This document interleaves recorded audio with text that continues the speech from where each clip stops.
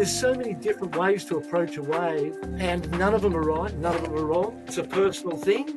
You find yours. You have to have an enormous amount of trust and confidence in yourself and your ability to do something enough that you can step away and not try. And it's a deep sense of confidence that you get when you go to those places of surrender. It doesn't matter the level. It doesn't matter who you are and the standard you surf at. It's still the same principles of finding rhythm and flow and beauty within yourself to find into that moment and rehearse it in here so that it can happen organically.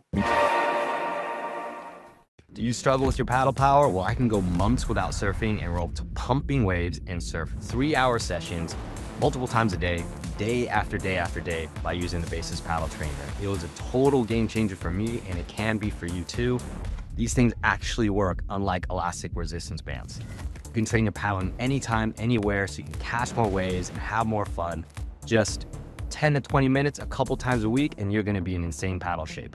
Right? So remember, the key progression is more waves, and the key to more waves is more paddle power. Check it out at surfbasis.com. You're going to be stoked. All right, everyone. Welcome to the Basis Surf Podcast. Very excited because we have Barton Lynch today, former world champ, pipe master, WSL commentator, coach who's worked with everyone from pros such as Sally Fitzgibbons, Kolohe Andino, Team Australia for the ISA games, but also does a lot of work with everyday surfers as well. I think what's so interesting about his approach is how kind of innovative and experimental he is. Like working on a surf skate that forces proper technique, a surfing video game, which I want to ask questions about. And he has a podcast, The Stoke Bloke, which you guys all have to listen to. He interviews absolute legends. And he's still ripping in his 60s and is just an inspiration for surfers of all ages. So welcome. It is an incredible honor to have you, Barton. Thank you, Van. Appreciate the kind words and good to connect with you. All right. Well, let's start with your own surfing. I mean, world champ, former world champ, pipe master. I mean, what do you think was the key to your success that allowed you to be, such a force on tour and eventually win a world championship? Yeah, it's a really good question. And I feel like desperation is the thing that I had. I was desperate to succeed. I didn't have a backup plan. I didn't go, I didn't have an education. I didn't really a formal education, so to speak.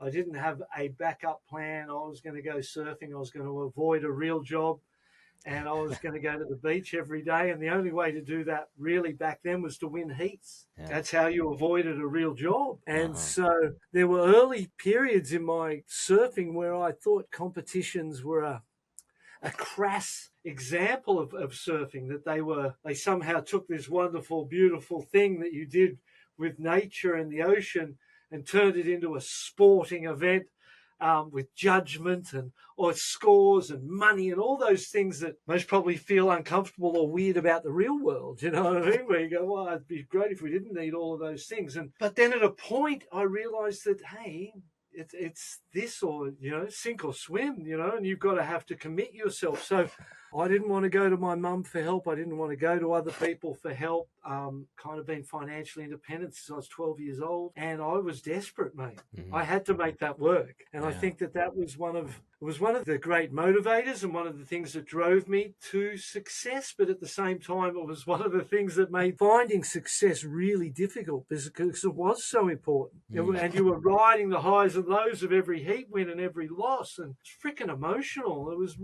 was difficult, mate. It wasn't easy. It wasn't a fun walk in the park and just go and be a world champion or go and be a pro surfer. A lot of sacrifice, a lot of discipline, a lot of things that for a young man are hard to come by in a world of distractions. And so I think it was because I was just desperate to succeed, and I was desperate to earn money, and I was desperate to not have to go to my mother or anyone else for that matter for help. You know what I mean? I was kind of in that place where I was going to make that freaking thing work, mate. We had to make that work. And so it was all of the normal stuff that everybody needs, like discipline and commitment and training and 100% focus. But I was desperate. I was desperate, I needed this to work out. Yeah. Well, it's such a interesting thing how you set it up in those two ways. I think a lot of people talk about like the success of the Brazilians on tour, and a lot of people are just like, yeah, they're so successful because they are so desperate. Yes. But then or desperate maybe is a lot of those Yeah, guys come from very humble beginnings, right? yeah. And so that obviously fueled your fire and just drove you to put the work in. But then you have the other side of it where you get too attached to that outcome, and then that causes you to choke. And that's obviously the mental aspect that is so difficult when you're in the final heat and all the Oh, pressures on that. So those are very and, difficult things to balance. yeah, and you don't get taught it. Huh. There's no pro surfer class, like, and back then, there's very little coaching. There's very little refinement of processes, some extremely wild styles, some individuality and personality and all those things that come out of an extremely raw situation like surfing was in the 60s when I started and into the 70s. And yeah, so I think that was it. I wanted it bad. Once I committed and I went, okay, it was, for me, it was sort of going against my beliefs. I didn't believe that surfing should be torn into a commercial product. I didn't believe that it should be a sport, but I didn't want to work either. and it was there, mate. The thing was, and I'd rather work at going to the beach and work at my surfing and work at being the best at something that I loved. Right. That was something I knew early that Yeah. I loved it, mate. I just still do. It's just such a gift, Well, to be able to do that. And then to be able to do what you love for a job, that throws you right up there in terms of percentages of people of being able to live a dream, being able to live a life. I lived my dream. Yeah. Wow.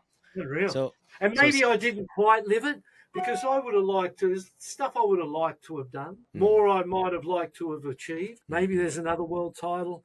Maybe a triple crown. Maybe a this or a that. You know what I mean? Like that you still wish that you became content without. But then there's people like Kelly Slater who was able to recognize those things and not become content without them for an extremely long period of time, which just blows all of our minds as to how the power and the strength that discipline takes. That commitment takes to not surrender to your mates or to peer group pressure or to whatever else is around you. Yeah. To not surrender to that is so difficult. And to achieve what he has achieved certainly makes me feel humble. That's for sure. I didn't do jack shit, mate. Look at what you did.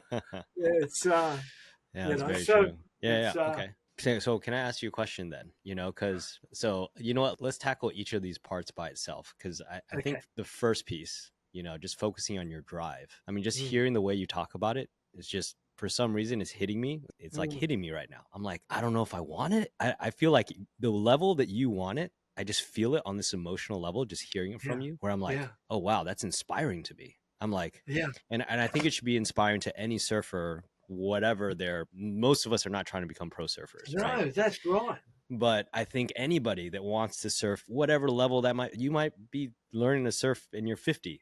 But you just want to you love it. You know that you love it. And to be able to have that passion and whatever your goal is, it could be a simple goal, but it all starts with having that drive and that passion that you actually really want something. And I think hearing the way you talk about it, just, I don't know, it inspires me. Thank you. I think there's something to learn from that, because that kind of passion, I think, is a really key thing that's going to motivate you to put the hours in where most of the time it's going to suck. A lot of surfing is just waiting around in crappy waves, like driving through bad weather and just eating shit a lot of the times. But you need that drive. How often you could surf for 2 hours and spend a minute on your board? Yeah. Like a minute, literally standing on your surfboard. It's like you don't do that very often. It's almost like it's one of them. Right. One of them fishing things, or one of them things where you're committed for this enormous amount of time and effort and energy just to get through the learning state. Yeah. That most people can't deal with that amount of failing. Right. And then you put it in context of being a competitive surfer. You fail for a living. That's what you do most, is fail. 90% of the time, 9 out of, more, don't you? It's not 9 out of 10 events you fail. You don't win every 10th event. You know what I mean? To win an event, just singly win a world championship tour event in itself, that takes a lifetime of commitment. That was so cool about seeing Conor O'Leary winning J Bay first event, a lifetime of commitment. Right. And I saw in my Grommet event, he got second in the 14s in 2007. I saw, and to know that that's what I think, to recognise or to action on the desire. There's got to be a emotional feeling contact point with the reward. And when you do something good, even good for someone else, when you see ladies falling over in the street or something and you get that opportunity to help, and you go in, you give her a hand up and you look at her face and she looks at you and she's so grateful and you're like, wow, I feel so good just for giving a little bit of myself to her. In that same way, giving everything you've got of you to yourself, for yourself, for that moment, is not a behavior pattern that is encouraged in our modern world. Selfish, only thinks of himself. That sort of critique of a behavior that I hold in high regard. Those who cherish themselves and value themselves enough to commit to themselves with everything that they've got and give everything they've got to themselves, that's a beautiful thing, mate. That takes an enormous amount of courage in a world that's trying to steal your attention, steal your emotion, steal your commitment, and drag it somewhere else other than keeping it tight and true to what your ambitions in life are. That's what I find so important and fascinating about, even to take it, because I look at myself and, maybe I'm a little extreme and, I'm all in on the thing, But then you look at Kelly, and in a way, Kelly makes me feel like, and he told a story on the Stoke Bloke show the other day. I was about to say he makes me feel like I fail. You know what I mean? Because he is of such an incredible standard. And when he was a kid, his very first CT he served, he got the wild card at the LO Up Cup in New Smyrna in 1989, and I was the world champ.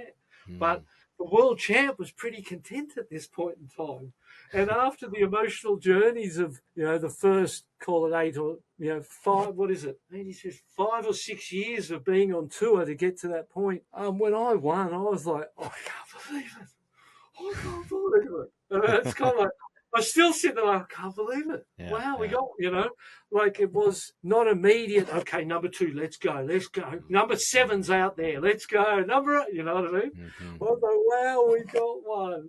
Unbelievable. So that year I kind of was a lot more relaxed than prior. And we were in New Smyrna Beach, and Florida's kind of known for parties. And somehow the night before we serve, I'm at a party. And Kelly, and the weirdest thing is, I'm at this party, I'm smoking a cigar and drinking alcohol with a girl sitting on my lap or something, you know what I mean? Kind of scenario.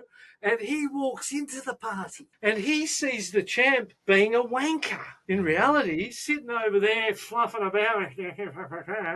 And in that moment was like, I'm smashing the champ tomorrow. And he lost respect for me in that moment. And I understand it because I reflect with lack of respect for myself. And it's one of the great journeys of my life has been understanding there's been certain periods and times in my life where I've behaved with so little respect for myself. For my health, for my wealth, for my well-being, for all of those things at different times, I reflect and go, wow, dude, mate, I can't believe you behaved like that, or you did that, or you said that, or you know what I mean? So there's always those standards around you that make you feel, Kelly makes you feel like shit, mate. I gave up on it. And I did 15 years on tour. We bounced back and kept going. And, I won the QS at 30 years old. I won that QS. I went back on that because I needed to earn money, mate. And the trend was away. The best surfers in the world wanted less contests to do because they were sponsored by the big guns and they were making heaps of money. And us guys around the peripheral of those guys, we needed to go and compete to make money. And I was towards the end of my career and I realised I hadn't saved much and I needed to get a house and I needed to go to work. So I went back on the QS and went to work and made myself proud again. But that's what it comes down to, isn't it? Is that through your behaviour and your disciplines, and your lifestyle, make yourself happy. Make yourself proud of yourself. Make yourself smile. That's the only obligation anyone has. All the obligations to everyone else are a fortunate position you could find yourself if you've done well and you can help others. Perfect. You know what I mean? Perfect. I can help others. I know people who have done well in their life who just help other people because they can. And they're at that position where they've got enough money and they've got enough freedom and they've got enough time, they just can help. And that's the advantage of giving yourself what you deserve, is you can get to a point where you can help others as well. Yeah. And it goes in that full circle. You don't even need it anymore. You're willing to give. Right. And obviously, a lot of times when you're giving to other people, that's when you get in return, right? That's when, like, you sharing your knowledge of surfing is helping other people, and then, I think it's gonna come back. If you do it for the reason of the karmic rebound, you might not get the karmic rebound. I honestly, that's a lovely concept. Yeah. Do good and good will happen to you. All that. I've seen terrible things happen to good people, mate. Oh, for sure. Sure. And there's this random nature to life, mate. The wild old ride, you never know. And if you're doing it for the karmic rebound, that's not, you know what I mean? At a point you do it because you can, and it's almost for you again, isn't it? You know what I mean? Because how great it makes you feel to help others. That is one of the nice things about the whole social media world and experience for a freaking 62-year-old. A lot of good out there. That's how we met. There's a lot of good people out there. There's a lot of good out there in the world, mate. And the social media, while they focus on the negative, I see just fantastic positives for people and for opportunity of connection and community and all those things that help you feel whole. I agree. Yeah, no, it's amazing. Now, can I ask you a question about, as you were coming up, though, because you started in the 60s, right? And so you're going, in a way, the board riding in the 60s, like the kind of surfing you guys were doing in the 60s dramatically evolved from the 60s to the 70s to the 80s and then on, right? Mm-hmm. Like, in a way, you guys are like developing technique as it comes along, like as you're allowed, as new craft allows you to do different things, perform more critical maneuvers and whatnot. And so you're like figuring like technique out as you come along. Right. Yeah. So what was that whole process like for you? Like, were there any like light bulb moments where you're like, oh, I unlocked something different in my surfing? Maybe it's just because you jumped on another board, or was it maybe, you just experimented with your technique and you were able to unlock something? Can you walk me through anything like that? Yeah, you're a young kid, say, and surf movies come out once every 6 months. Yeah. And they come to your town. You get to go to the movies. And up on that big screen comes, Sunset Beach and Pipeline, and you watch the way people do things. And those movies for me were just, I just couldn't get enough. And it wasn't like you were ever going to see it again. When it played on that screen, Jerry Lopez wasn't coming back. There was one moment he was there for me. Yeah. One moment. It's not like I can be talking to you and sort of sit on the side here kind of going, sorry, what? Yeah, And you're distracted by that movie it wasn't coming back. And I just used to sit there and be so absorbed in the way they stood, the way they did, but you never got to see it again. Right, so it was a very organic impression. And the old Jerry Lopez coming off the bottom of pipe going and blowing his nose and standing there as the thing spat him out. Kids would be at the beach the next day doing that on a 2-foot wave at Manly. Or Larry Bertlemann cutbacks, like the world. The world started doing Larry Bertlemann cutbacks on skateboards and on everything, That's how those guys, so it went from that 60s generation, which I would sort of go Malibu, Mickey Dora, Phil Edwards, that whole Walk the Nose, Gidget, that whole generation. Then it jumps to the 70s and we're at the North Shore and it's high performance and boards have come down and they're getting pointy and they're doing stuff. And then you see Larry Bertlemann and you go, oh my goodness, And then there's those images, then the Surfing World magazines would come out and I'd be at the news agents every day. They'd look at me coming in, they'd know. They'd go, not here yet, mate. It's not here yet, mate. I'd be like, Is it in? Is the name in? Is it in? Yeah. Just Right. feasting, trying to get information. And then I lived at the beach, and I was at Manly at this time because I grew up at Whale Beach, and we left there when I was 11. And I sort of started, so I've been surfing 3 or 4 years, and I already loved it, and I'd quit soccer for it. And then when Dad passed away, and we were moving inland, we moved. It was not a long way inland, but 7 miles when you're 11-year-olds, a long bloody way, mate. Oh, yeah. And I used to cry and go, Mum, you're killing my dream, mate. I'm killing my dream. Where are we going? And so, when I found that, so I suppose there's those emotional moments where it got taken from me. And that was a moment where I was leaning on it for my emotional well-being, dealing with my dad, losing my dad. And, it's not like it's not like you went to your family so much back then. You know what I mean? For help, you kind of, you just wore it, and you went to your mates, you went to your peer group or whatever, and mine was at the beach, and I was at the beach from dawn till, dark till dark every day. Wow. And that was my family, I'd hitchhike down there, and I'd spend all day, and I'd hitchhike in the dark home, and that was my place. That's what I'd learn. And there were, Stuart Entwistle was a world longboard champion in 1987, I believe. Twiz won that. He was one of the older guys at my beach. Ian Goodacre, Batty Treloar, David Treloar, who's a legend out of Morning of the Earth. He was from my beach. So we had, and we had some good surfers there. Duke Hanamuku had introduced surfing just around the corner at Freshwater. The first World Surfing Championships were at Manly Beach, where I grew up, and we'd see the Midget Farrelly, the champ, and Nat Young. I'd see him on those beaches from time. So you had your those ones that inspired you, Yeah. But from a technical point of view, to answer the question, it was never too scientific, really, until video came or film. And you can shoot Super 8 and even watch it pin the sheet to the wall and try and watch it and see on that, what you were doing. But once we got video and you were able to slow things down and watch it through its process and see what people did and how they moved, because it was pretty hard to take in that just once moment that you saw it. So it became a very organic absorption of style and technique. Yeah.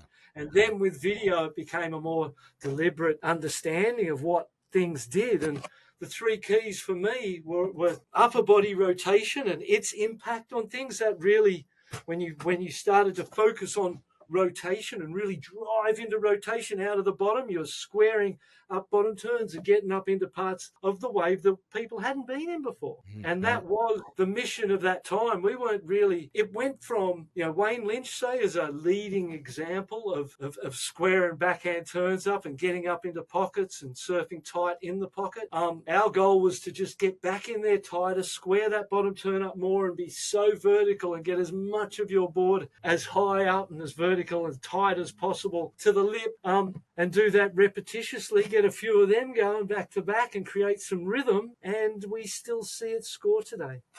Yeah. It's still to this day the best way to a score. Right. If you can't blow off into the air, backhand Rios are still the best way to a score. And that was a big focus for me. I recognized that. And then the tour back then surfed anything. The majority of events ran from a Wednesday to a Sunday. And so you would, and I would normally surf on the Friday or the Thursday. I wouldn't surf that first day because first year on tour, I got through the trials every event and made the main events and knocked seeds out and got myself number 13 in the world first year. So I immediately knew that I was competitive and that what I had as a base was good enough to match it with some of the best surfers in the world. And then you look around you, though, and it goes from that Hawaiian generation into the Australian. Sean Thompson, throw him in there too, but, Rabbit Bartholomew, Mark Richards, Shane Horan, that generation was... They were badass, mate. And then you had the Hawaiians, Dane Keolau, Michael Ho, Hans Hedemann. Right. You had, and then, but it was largely, and then California kind of had a moment, they had some representation, but when Curren came along, that gave them their moment. So there's a generational influence that goes through the whole thread, Can I ask you a question? Can we drill down a little bit deeper on these backhand Rios that you were talking about? Like what was, what cues were you using? How did you break it down? Like, what do you think made you so good at them? Like, what was going through your head? So there was a couple of guys at my beach, older guys, Bobby Mills, and then a guy had coached me for quite a long time, Mark Atkinson. And both of those guys saw in my backhanded approach an ability to get more vertical. And it came out of that obviously the back foot pressure at the bottom, first and foremost. So there was this combining of, rotation and compression and extension. And once you kind of went compression, extension, rotation, you're pretty good. And then you throw in back foot, front foot, weight distribution. And if you leave your mind in that space, compression, extension, rotation, and back foot, front foot, weight distribution with that, and combine those three movements, that's when you're dancing. That's when it's cooking along. And so we were putting a lot of focus into the back foot out of that bottom. And then the main thing was that the importance of the head and the eye line is incredible. You don't realize where that goes, you are going. And if it stops short, if he goes to there, I'm just going to there. But if I can get it right around to there, and I'd come in, I remember practicing them on little rights at Manly and coming in, and they'd be going, Bobby Mills be going, you're not doing it. And I'm really not. I don't even understand what he's really saying, to be honest. At the time, I'm thinking, I'm trying my best. I think I'm getting pretty good. You're not doing it. You're not getting vertical enough. You're not getting tight enough. You need to put more rotation. It needs to have a bit of... And I go out and I do another 10. I go, no, that's not it. What are you doing? We worked really hard at that backhand bottom turn vertical reentry in ways that I didn't even really understand so much at the time when I was 15, and he's telling me to do it again and again and again. And you really don't understand that much yourself. You just, but I was so willing. I just keep going out there and keep trying. So it was all technique, and it was all about, the usual stuff. Back with that drop of that hand, a touch. There's always that touch and release, that rotation. But for me, the primary thing was making sure my head and my eye line were right around and back into that pocket, so that part up, the transition up the face, actually inclined towards the lip rather than just out or up, vertical or up. And going at 1 o'clock was always kind of like, get it back in there and stick it right up in there, Right. Wow, that's so interesting. And so, obviously when you were competing, it sounds like it. You were working with video analysis. You were being technical about your own approach. But I would imagine as you transitioned out of competing and you started coaching, this must have shifted. Or how did it shift? Yeah. Oh, you become a much better surfer as a coach. You know what I mean? Because you have to think about things. Right. Think about things that you don't ordinarily even think about, because you're identifying someone else's situations that need attention. And so that part's really easy to see it, but then to be able to deliver information and share information in a way that doesn't upset and offend, and because I'm honest, mate. You can imagine. The old sugar coating and like the old sandwich, right? Put in some good, tell them the truth, finish with good. So they got good, so you know what I mean?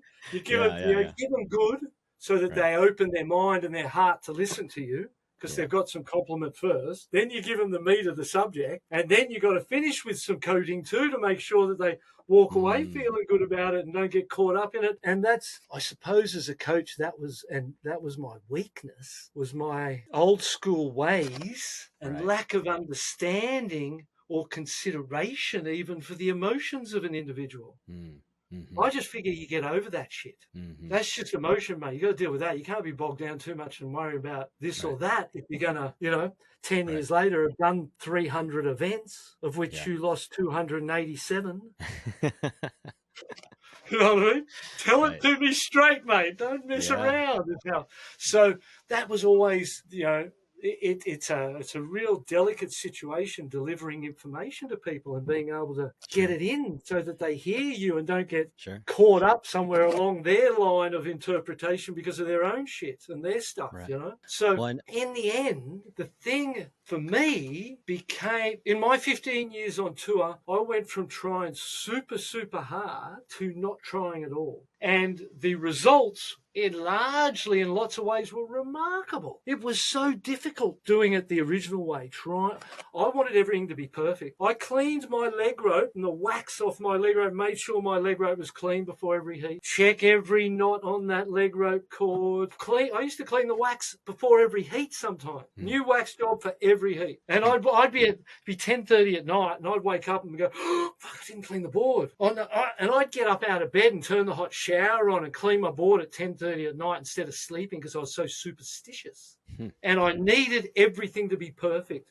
And I was hunting perfection at all times. And when you live like that, you will break down. Yeah. Can't do it. There is no place. There's no such thing.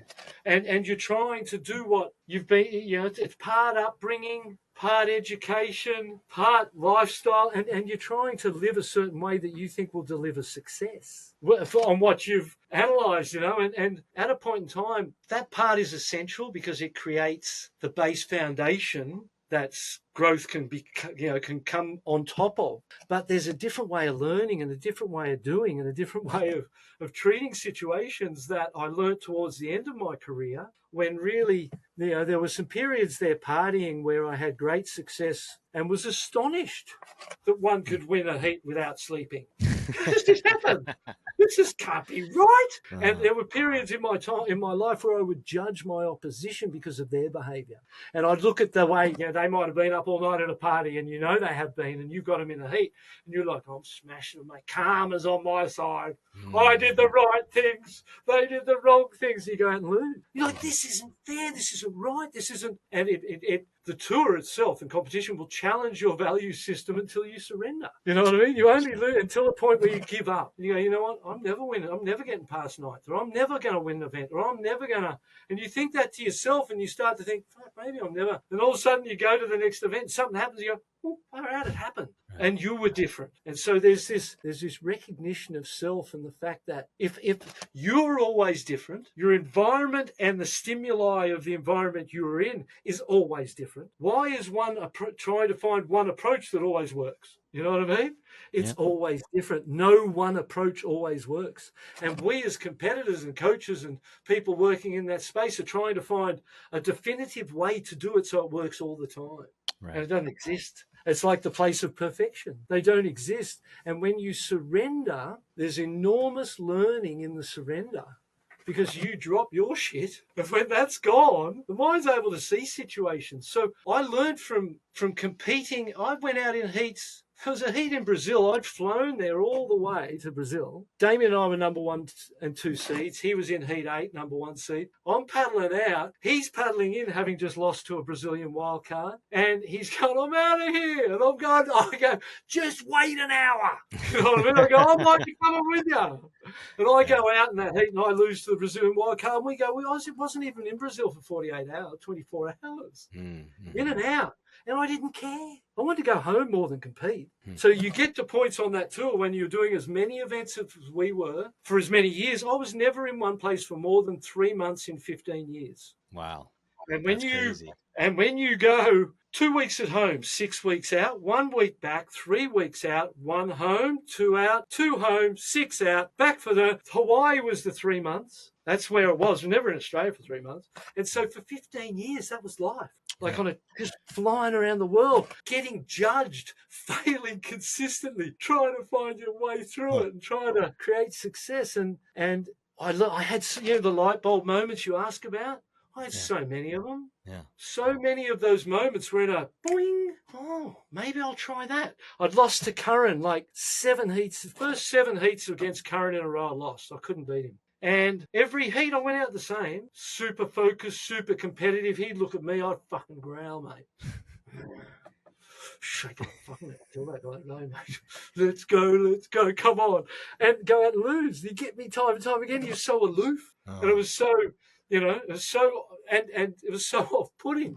And one day I went, I believe it was at Sandy Beach one time. I think it was for that Gotcha Pro. And I was like, I'm not doing it again the same way. I'm going with nothing. I didn't take wax. I went totally unprepared. And I went to Tom Curren before our heat and said, hey, you got some wax? And I saw that in his mind, he was like, what's me for? He's the most prepared guy in the world. You know what I mean? Like, what's he got? And I was like, you got some wax? I didn't know. I borrowed his wax. And I went out and won the heat. Wow. First time, and then I got him another. I think I got him another 6 or something in a row too. Boom, boom, boom. But I had to change. I couldn't. I had to look into myself for the change, and I had to change things that had nothing to do with surfing. There's your personality, your opinions, your thoughts, your behaviors. And that's where success is. It's on a much deeper level than just rotate into that bottom turn a little more. To me, that stuff's bullshit. It's sterilizing the performance to a point where most of it looks similar. And there's very similar approaches to riding waves. Backhand, if we eliminate the airs, if you just take airs out of surfing and imagine they don't exist, the backhand line's exactly the same, and that's 40 years maybe. It's been Ockies. You look at the early 80s footage of J-Bay and Ock, like incredible inspiration, that surfing that went down in those times, so much so that people look at it for inspiration today. Oh, yeah. So, so I feel like there's traps. Look at Mark Richards' style with that knock knees, and there's all these different approaches that become sterilized if you stick too close to the basic principles of success around technique. And if you focus in that space, to me, first, if you can't imagine it, you can't do it. So it needs to be rehearsable and makeable in here. And when you go surf, you imagine you go surf and you surf on the blueprint that is in here. You know what I mean? Of how you surf, how you think it feels, how it is when you imagine it. To improve physically, you have to expand the blueprint. Without expansion of the blueprint, you're just going over the same soil and just churning it, and you're getting better incrementally by learning the ocean, by the exposure to the ocean, to your inner intelligence's understanding of the environment. So you are improving, but from a quantum leap in technique, it's coming out of imagination and childlike play with it. And an ability to see your future performance in your mind and make it happen in here with repetition. And then when you go in the water, you don't need to try. So here's the question I have. I think this discussion is so fascinating, right? Yeah. You're coming at it from the perspective of somebody that's just been, you're talking about ultra elite surfers, right? Who already have like the fundamentals of technique already dialed. And you're talking about elite surfers that are trying to push progression and new lines and new styles and create something real creative and new, right? Yeah. Statement. So that I can totally hear, but what do you think about for a surfer that's just developing? Should they try to adhere to a blueprint that is like a tried and true blueprint in terms of emulating, their heroes, just the way you emulated your heroes, or should they try to develop their own style, and should they just try to imagine and just go with whatever they feel, looks good? What's your opinion on that? Well, my feeling is that's what surfing is. It's a feeling. And remember we talked about identifying the reward. The reward's the feeling. Yeah. The reward is the feeling. It's not an egotistical moment of triumphant. I see so much claiming going on now when I watch contests. People claim 5 and 6s regularly. It seems it's radical. So that's not. To find your style, to find your surfing, you need to identify what part of it turns you on, what part of it makes you feel good, what part of it you actually love. I love a duck dive. That woof. Especially now I've got all this freaking hair everywhere. You know what I mean?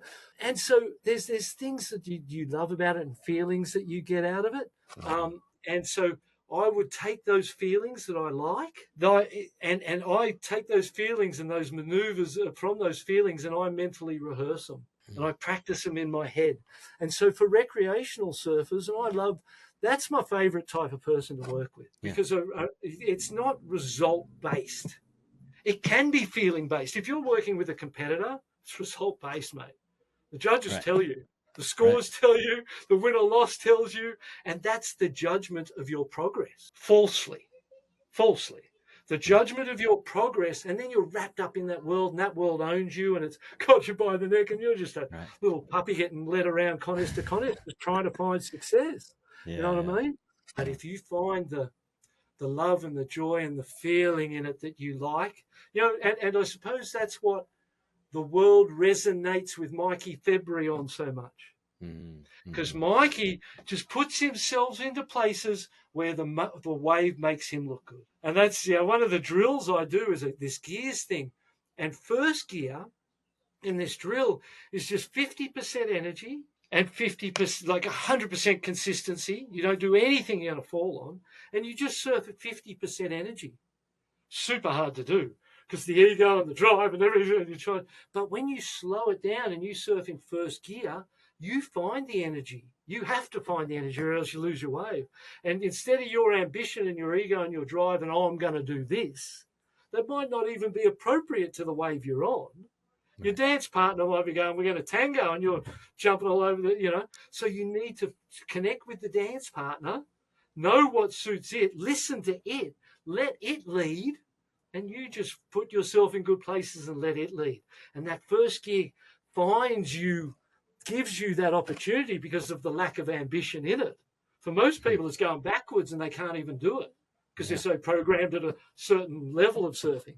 So there's a way to find that feeling. And if you do, what you do is you find what you love, get some images of it that you go, I just want to pump up into a high line and just stand there like Mikey February at J Bay or whatever it is. It might be a Dane Reynolds double arm back drive into a dry cut down into something.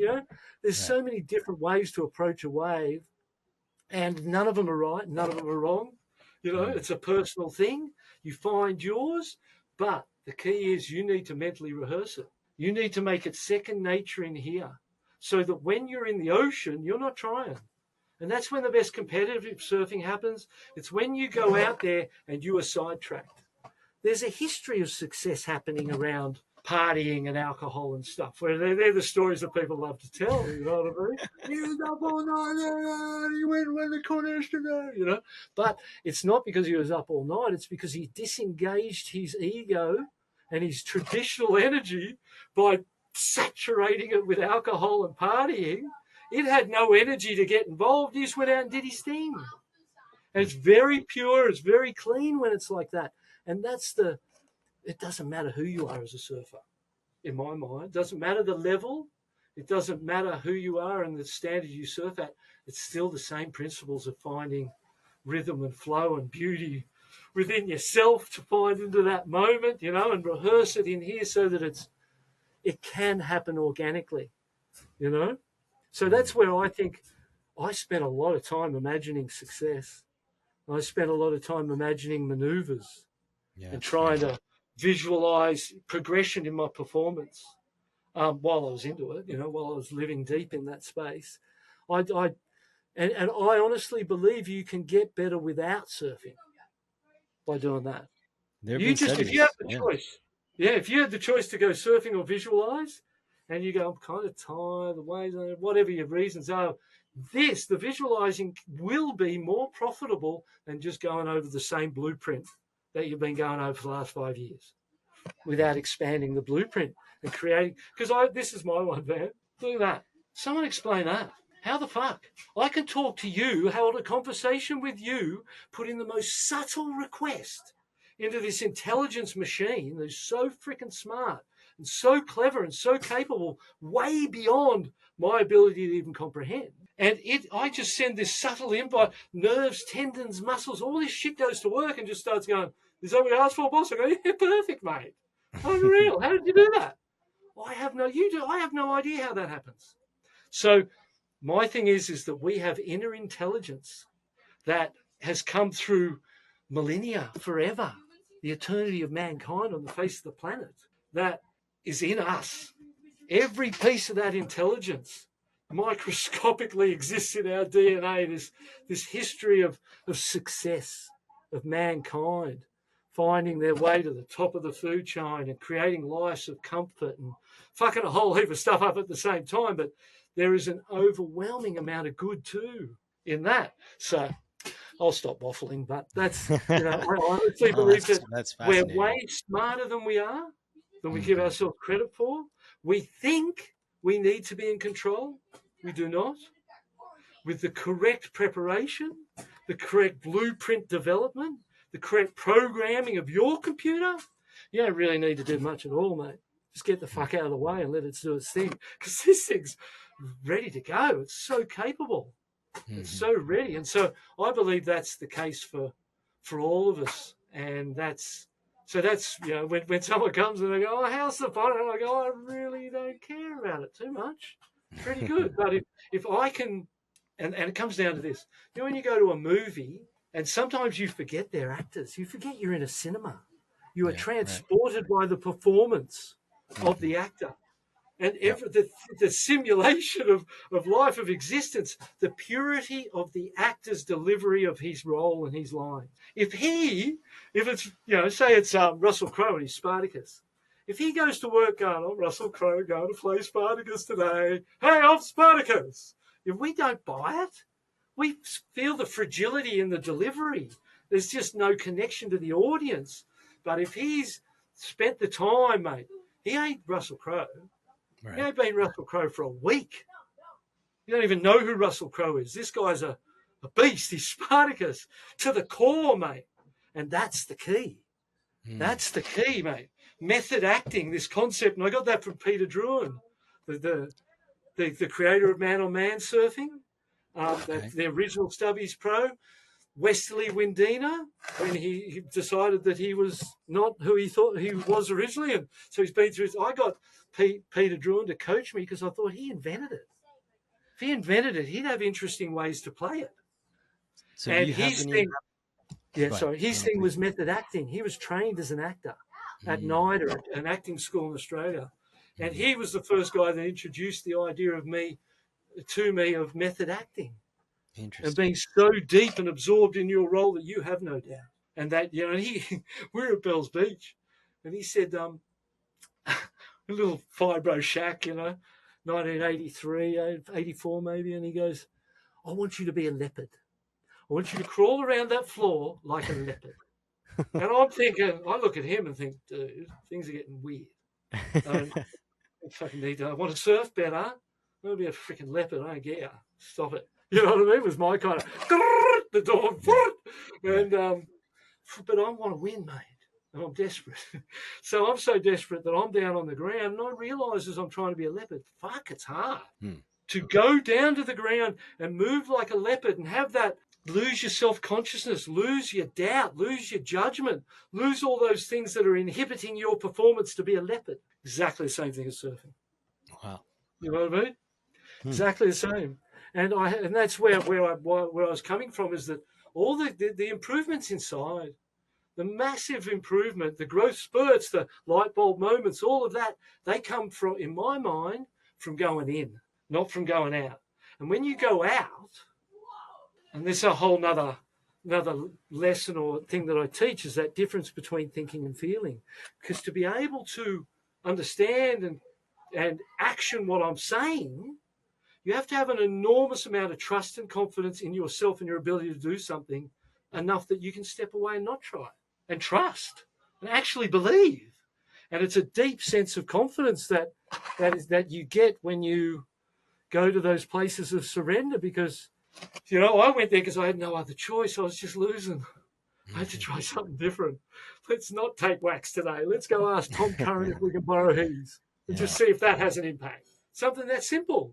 Boom, massive impact, but behavioral awareness of self, and your, and that's where I suppose that's the space I kind of work in as a coach, is the realization that the potentials in every single one of us, they're all in such intelligent beings, these carcasses that we carry around, and they're so capable. I was sitting out at the surf at Whaley, so deep in thought, and now I'm paddling. I was like, I'm paddling. I didn't do it. And then I look up and I'm paddling to a set. That's when I knew. That was one of them moments where I went, it doesn't even need me.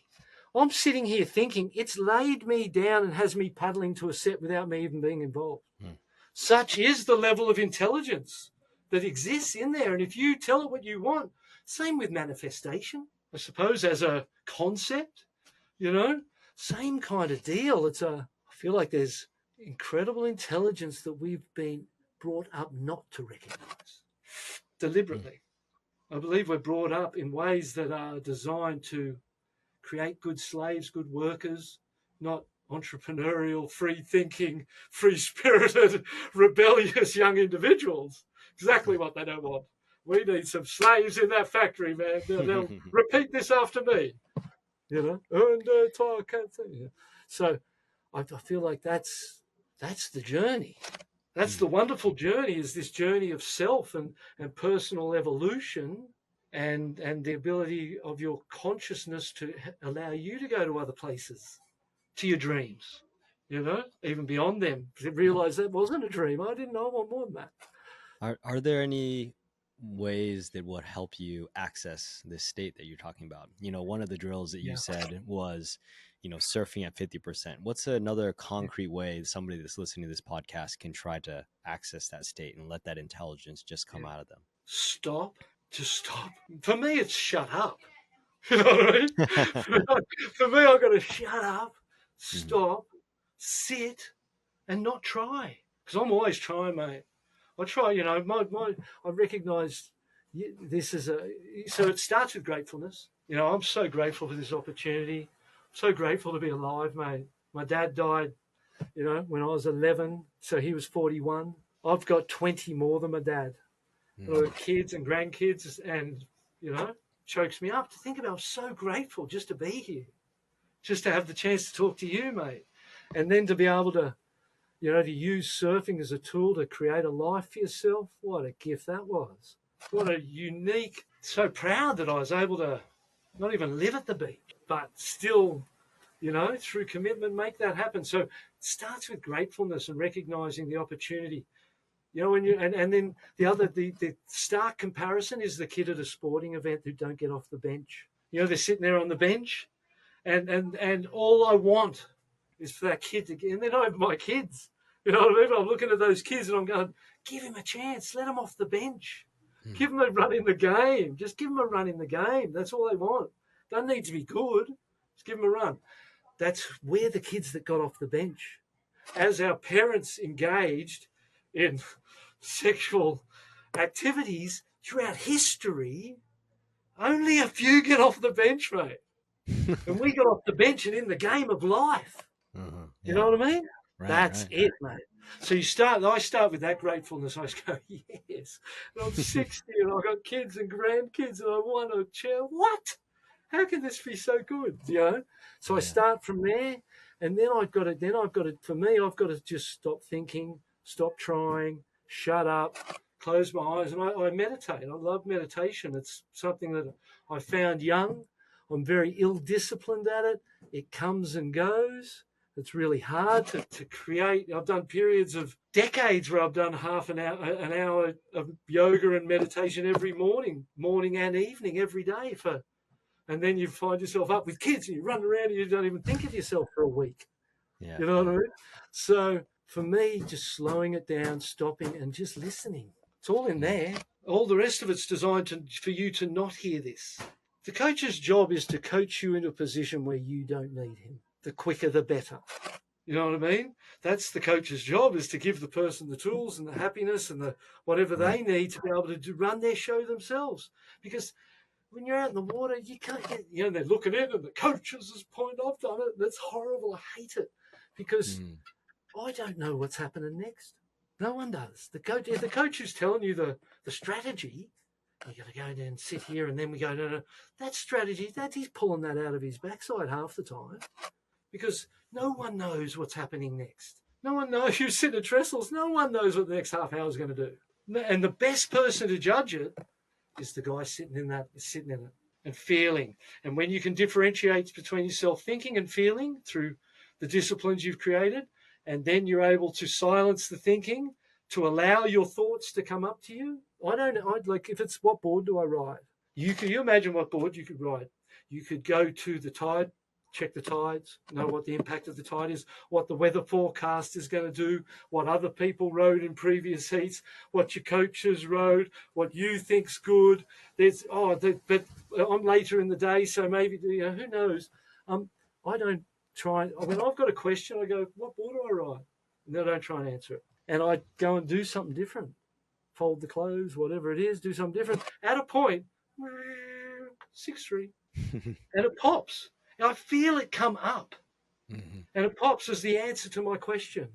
And I never, ever second guess it. Whatever that first thing is that comes to me, I go with it every single time. And I know that first thing from decades of experience, it's right even in your primitive stages of developing the ability to differentiate. 70% of the time, it's a 7 out of 10 every day of the week based on your incredible DNA and all the smarts that exist inside us. And so, yeah, I don't try and figure shit out. I just ask myself and wait for the answers, and I'm not responsible for them largely. The answer will, if it's me trying to think my way to it, whizzing around in here, the answer leads to another question, to another answer, to another question, to another answer. I don't even know whether I should wear my short arm or my long arm spring suit.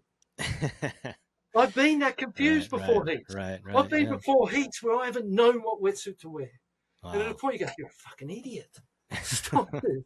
But if I wear the short, it's kind of cold, but I can paddle faster. It's kind of long sleeves, I'll be warm. And then I'm like, wow, really? Like I've been to those extremes of thinking about every minute little detail to not thinking about a thing. Wow. And actually having complete and utter faith and confidence in my ability to listen to myself, take the answer I need from myself and action it. And I haven't read anything in decades. I don't read. I read as a kid. And, it was like I was digesting self-help books and trying to learn. But then at a point I went, I know what everybody else thinks. I have no idea what I think. I don't even know myself. I don't even know, you know what I mean? I went, hey, I'm not reading. I'm stopping reading until we know ourselves. That's 20 years. Because this thing, it is a fascinating playground, way more fascinating than someone else's imagination or area ideas in a book. In my mind, there's a whole lifetime of journey of getting to know yourself that comes from the quiet spent with oneself. Wow. Yeah, this is such an interesting approach. It's like way deeper than it's like understanding this mental aspect to surfing, which is so different from everybody else that I've talked to so far. It's like relying on your intuition, and I think it's this. I think there's a lot to learn here, and thank you. Wow, that's been really interesting. Yeah, because you're learning from yourself. Because say I've got the coach, and the coach is telling me what to do. At a point, I've got to decide. It's no good him telling me. And the longer you're there because you feed them. And the longer you're feeding them, the longer they're going to create dependency. It's their meal tickets dependency. So it's not, I kind of feel like it's not such a healthy scenario in that sense. But that said, at that level, and I know you mentioned Sally Fitz and Kolohe, as in some notes we shared.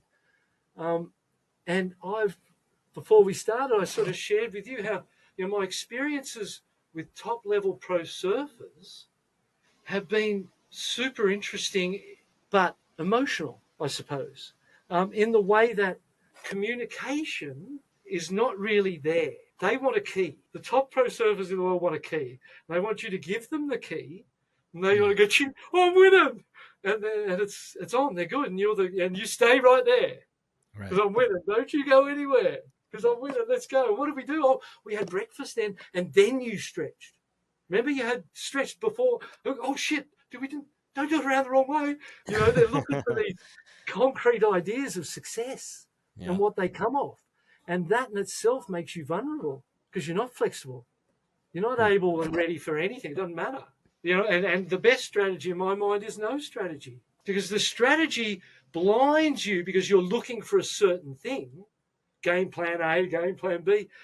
You're looking for a certain thing, a behavior out of the ocean, and when it behaves in the way that you're looking for, you respond. But if it doesn't behave in that way that you're looking for, that your blinkers and your bias have created, you're vulnerable, mate, because you might be missing stuff that's there that you don't even see because of what your game plan is. But where if you go into that heat, clean, no thought, no need, know you're good. Okay, let's go. We're on. No need for all of the stuff that could go before it to try and create a place of preparedness or preparedness. That's it can happen It can just be there through your confidence and understanding of self and experience with doing it yourself, because you can't do it unless you do it yourself. Yeah. Wow. And so Wow. when you tell it to a pro surfer, Yeah. I'm talking about lifestyle change, Right. right? So I said to one of those guys, I was like, hey, I want you, when you get up, what do? I get up, I make my coffee, I have my coffee, I check the phone. I go, that ain't working, mate. I go, what you got to do? You got to get up, go to the bathroom, brush your teeth, have a glass of water with some salt and lime in it, rehydrate, sit down. I want you to do 20 minutes of meditation, into 10 minutes of visualization, then half an hour of yoga. Then I want all that to happen before the phone, mate. Yeah. You got to control that thing. Right. You can't go to it first. I know. There's surfers that I've worked with, I know they never did one thing I told them. I know. Because they're not willing to make that change. They're not willing to, change their lifestyle or change. There's comfort in what you know. There's comfort in your place of, staying right where you are. That's why not many people even bother succeeding. And even fewer do. Because the discomfort level that one needs to experience to go through it all and learn all of that's just half the time many people don't think it's worth the effort. Yeah, a lot of commitment, a lot of sacrifices at that level, huh? Wow. Totally, mate.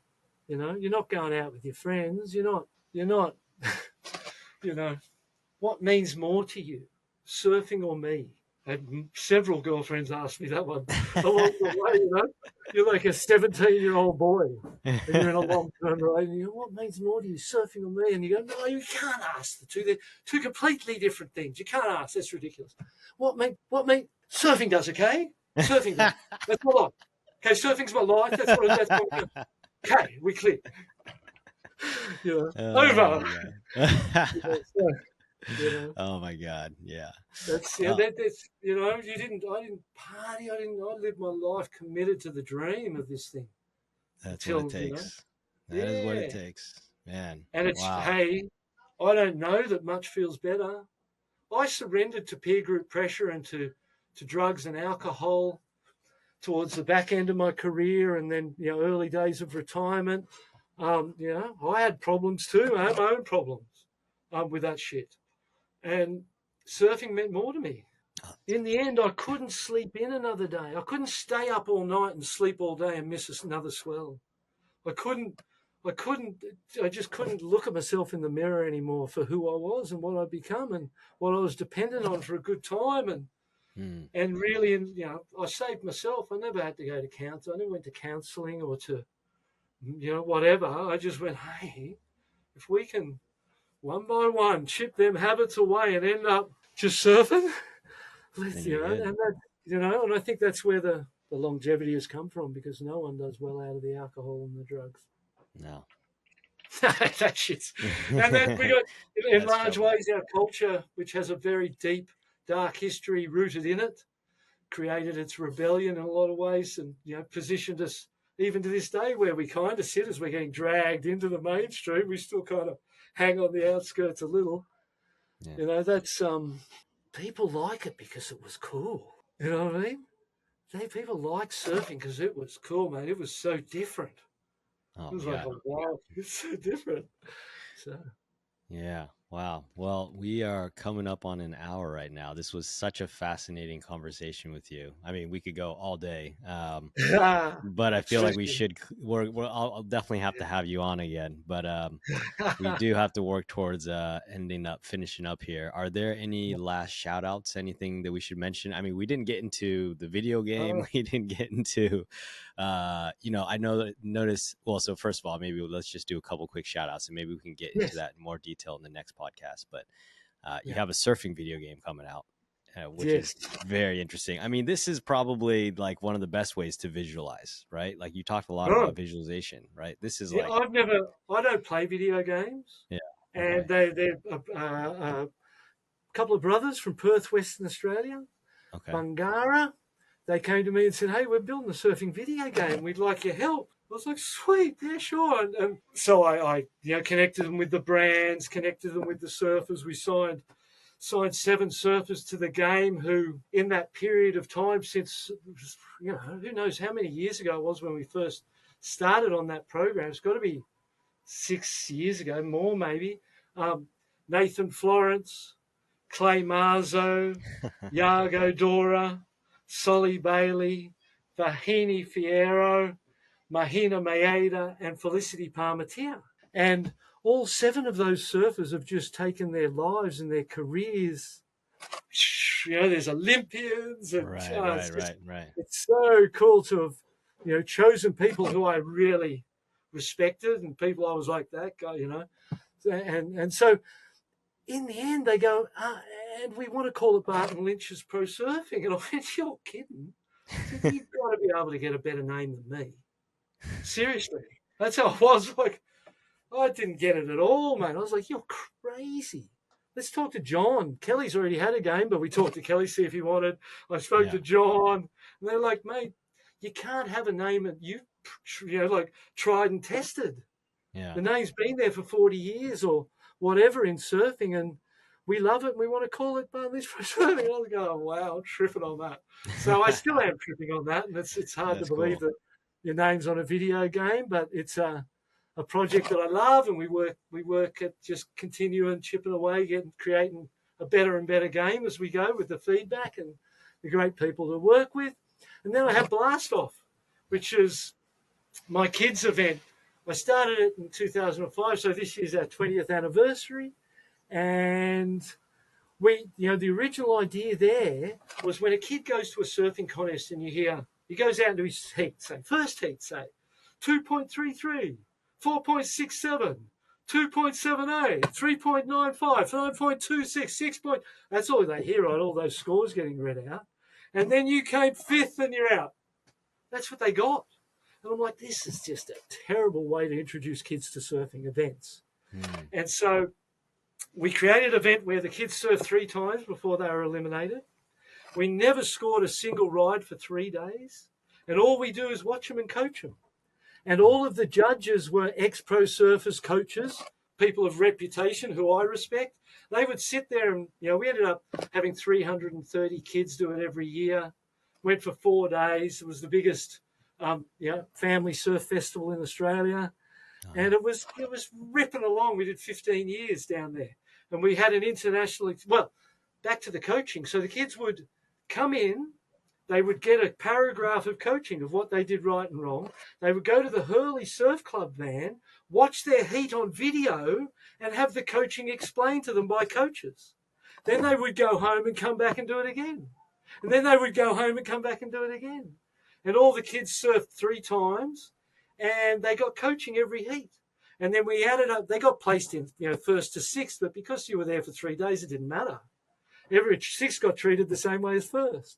And so it became this it was the first contest that every kid in Australia did because it was so user friendly. And and they all got big prize bags. And it was then, if you had 3 firsts over your 3 rounds, 3 points, or 3 sixes, 18, and we'd take the top kids into semis and finals on the final day.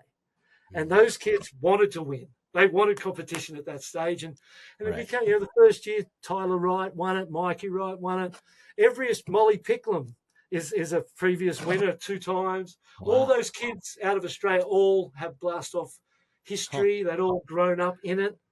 And then when we took it to Bali, we were going to the Maldives. They shut the world down on us. And then we took it online and created an online video challenge that connected us with kids from 26 countries, 300 videos, 26 countries. We coach every video. We send prizes out every day to kids all around the world who stoke us out. There's a month open window, and then another month we go into right to Christmas, and every day for 2 months we're sending prizes out to kids. It's a super cool thing that we created online, and something I'm very proud of. So, like you said, in that desperate state, let's finish full circle. I'm still, I'm not financially flush. I have a lot of money. I still need to worry about the bills this month, mate. I've still got to work, create stuff.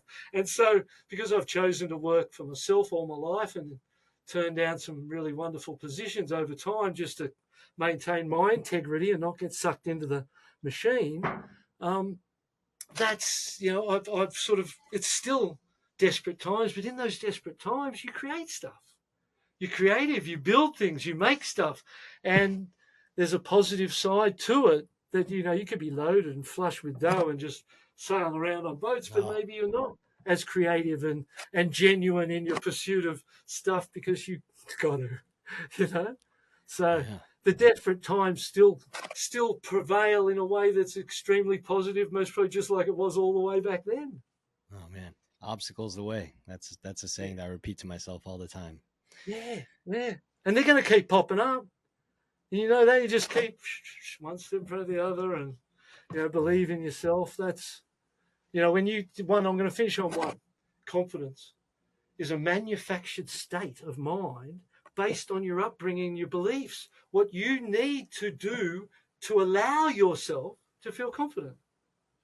You've been given these values that mean you can't feel confident unless you've behaved in a certain way to a point where you go, I feel confident, right? It's a manufactured state of mind. It does not exist. Your choice is to have it. Choose to have it all day, every day. Live with it, confidence, because it's manufactured. And if it's indeed manufactured through your behavior and your acceptance of self to allow yourself to have that confidence, I choose to have it anyway. I'm going to have it without, regardless of my behavior. I love that. And I'm not going to need to behave in a certain way to feel good about myself. I love that.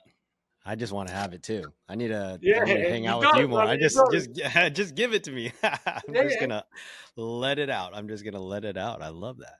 Wow. Yeah. All right. I'm gonna have to start experimenting with that. I love this. All right, Barton. This was such a pleasure. You have twisted my mind in a certain way. It's like it's going in this. It's something spinning there, and I really appreciate this. This was very interesting. My pleasure, mate. Thanks for having me on the show and sharing in a chat.